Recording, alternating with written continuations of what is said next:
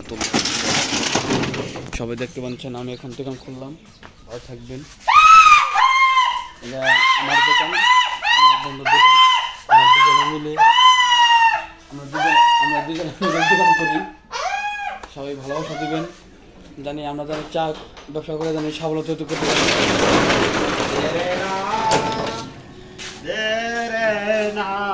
तेरे मुस्कु बात है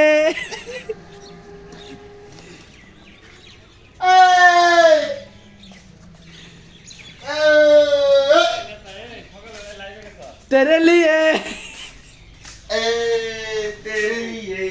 मेरी तक एक बैकअप कर रे नैली मुस्कु कानो जुड़े कल गिरन गइलाम ए केने गान भूले छिके কেন গান হলো ও বিথিরে সুমি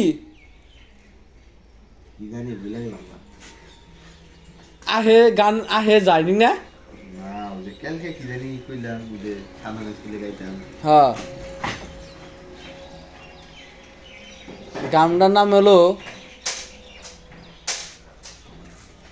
গাছ নাই